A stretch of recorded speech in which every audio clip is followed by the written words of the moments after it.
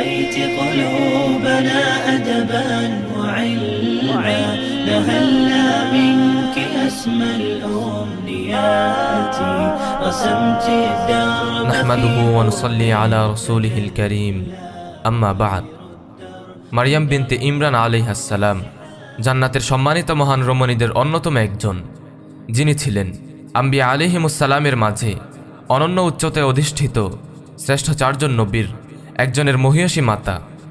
জগতের প্রখ্যাত ও সুমহান নারীদের একজন তিনি, যার পবিত্রতা, নিষ্কলুষতা, দীনদারিতা এবং জগতের সকল নারীর উপর তার শ্রেষ্ঠত্বের ঘোষণা এসেছে মহান রবের পক্ষ থেকে।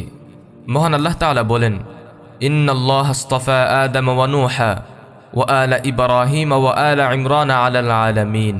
নিঃসন্দেহে আল্লাহ তাআলা আদম, নূহ, ইব্রাহিমের বংশধর এবং ইমরানের বংশধর নির্বাচিত করেছেন।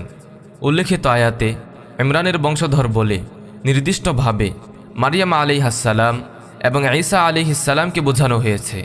ইমরান ছিল মারিয়াম আলাইহিস সালামের মহান পিতা। তার স্ত্রী ছিল একজন নেককার, মুত্তাকি সম্মানিতা নারী, যার নাম ছিল হান্না বিনতে ফাকুজ। তিনি ছিলেন বন্ধ্যা।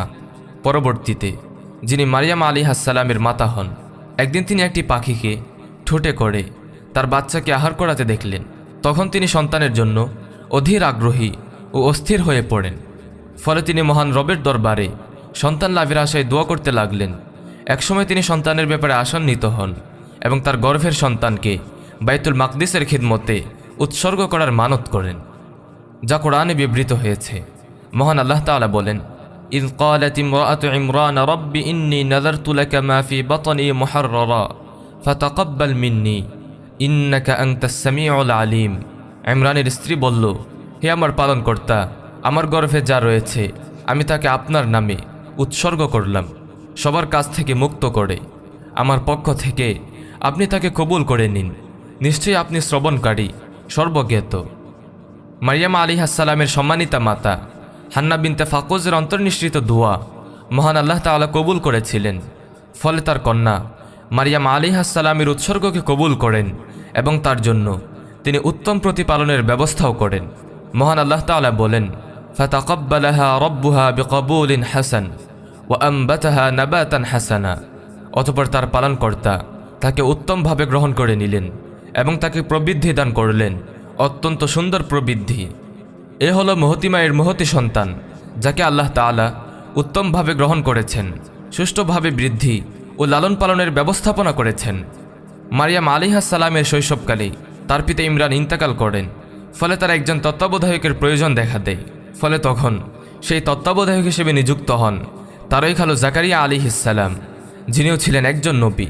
আর এভাবেই মারিয়াম আলাইহিস সালাম একজন মহান মানুষের দায়িত্বে বেড়ে উঠতে লাগলেন। মহিয়সী নারী মারিয়াম আলাইহিস সালাম যখন পরিণত বয়সে উপনীত হলেন, তখন তিনি বাইতুল মাকদিসের উপাসনালয়ে একটি কক্ষে দিবারাত্রি ইবাদতে মগ্ন থাকতেন।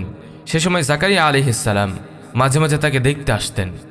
এভাবে তার দিনাতিপাত হতে থাকে।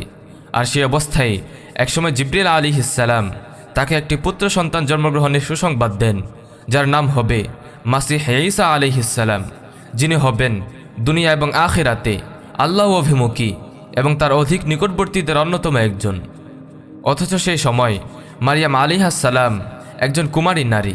মহান আল্লাহ তাআলা বলেন, ইয ক্বালাতিল মালাইকাতু ইয়া মারইয়াম ইন্নাল্লাহা ইউবাশশিরুকি বিকালিমাতিন মিনহু ইসমুহুল মাসীহ ঈসা ইবনু মারইয়াম ওয়াজিহান ফিদ দুনিয়া ওয়াল আখিরাহ ওয়া মিনাল মুকাররাবিন। যখন ফেরেশতাগণ বলল, হে মারিয়াম, আল্লাহ তোমাকে তার এক বাণীর সুসংবাদ দিচ্ছেন, যার নাম হলো মাসীহ। মারিয়াম তনয় ঈসা, দুনিয়া ও আখিরাতে তিনি মহাসম্মানের অধিকারী এবং আল্লাহর ঘনিষ্ঠদের অন্তর্ভুক্ত। হে আমার বোন, লক্ষ্য করুন, একজন সতী সাধী, দিনদার, নেককার ও আদর্শবান নারীর গর্ভে জন্মগ্রহণ করেন মারিয়াম আলাইহিস সালাম। আর তার গর্ভে জন্মগ্রহণের সুসংবাদ এসেছে মানব জাতির শ্রেষ্ঠ মানুষদের শ্রেষ্ঠদের একজন, যার নাম ঈসা আলাইহিস সালাম। আম্বিয়া আলাইহিমুস সালামের মধ্যে শ্রেষ্ঠ চারজন নবী রয়েছেন, যাদেরকে উলুল আজম বলা হয়। মারিয়াম তনয় ঈসা আলাইহিস সালাম ছিলেন উলুল আজমদের একজন। হ্যাঁ, সত্যি, ফুল থেকে ফুলের সৌরভই ভেসে আসে, আতর থেকে সুঘ্রাণই ছড়ায়। এটি বাস্তবতা ও চিরসত্য। তাই বোন আমার, আপনার অনাগত ভবিষ্যৎ সন্তানদের সুন্দর আগামী গড়ার লক্ষ্যে এবং নিজের ঈমান আমলের সুরক্ষায় এখনই সতর্ক হন। তাদেরকে আদর্শবান, দিনদার ও মুত্তাকি রূপে গড়ে তোলার ক্ষেত্রে আপনার ভূমিকাই সর্বাধিক গুরুত্বপূর্ণ। তাই আপনিই পারেন পৃথিবীকে একটি আদর্শবান সমাজ ও রাষ্ট্র উপহার দিতে।